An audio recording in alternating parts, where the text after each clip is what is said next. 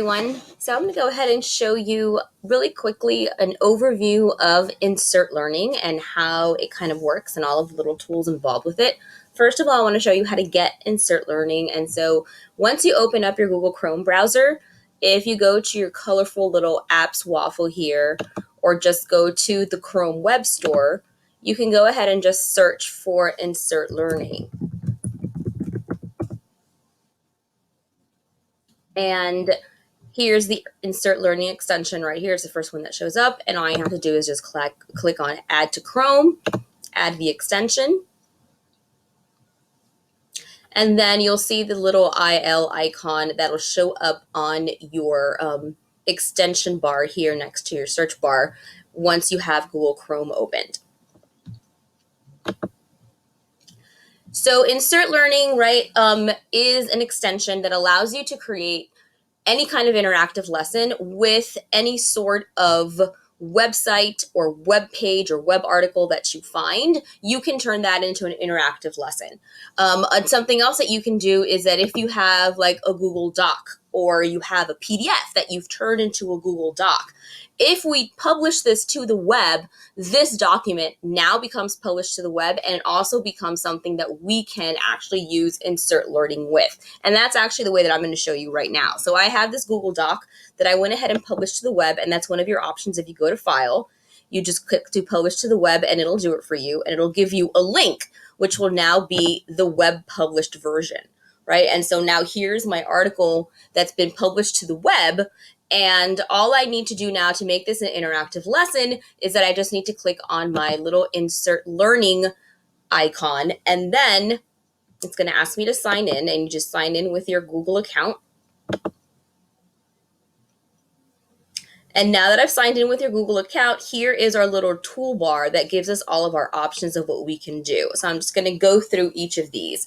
The little pencil here is your highlight text. So if you click on that, then you are able to highlight any kind of text that you want. So if you want to have students that are reading and you want to make sure that they are focusing on something, then you can highlight the text. You are able to change the color of the text as well.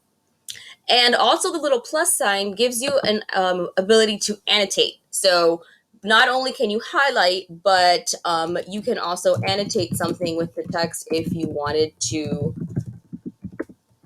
go ahead and add something else, so that when students then are reading, they can click on it and they'll see the annotation. The second option is the fact that you can insert sticky notes, right? And so I can click on anywhere that I want to insert a sticky note. And here is where I can insert either some kind of directions, or I can paste things in like images or YouTube links for videos. I can also put in any other kind of images or codes that I want to put in. So for example, if I wanted to go ahead and, let me see, if I wanted to go ahead and put like a map that they can see where things were, I can go ahead and insert. I wanted to take this map, let's say,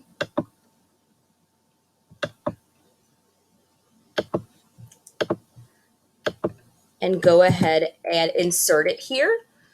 So now the students are able to see the map of the different empires. We're talking about here, Mali and Mansa Musa. What if I wanted to go ahead and insert a video here? I can go ahead and then get a video, right? Copy that.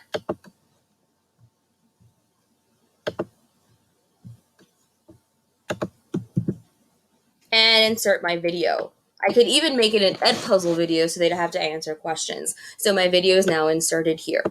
Something else that I can do is that I can insert questions, right? So anywhere along the passage, if I wanted to check for understanding, then along the line, I can go ahead and insert for questions. So even if I go ahead and click the question will come down here, and we can be like, wow.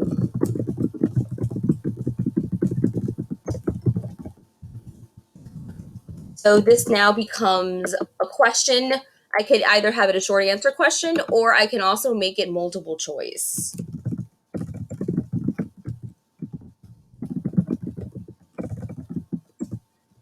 and so on and so forth. And so I can have multiple choice responses, or I can have short answer responses, open ended responses if I wanted to. I also have discussion questions, right? So then here's more of a kind of opinion questions that I can go ahead and add in. So I can click on discussion, and here I can create a discussion question.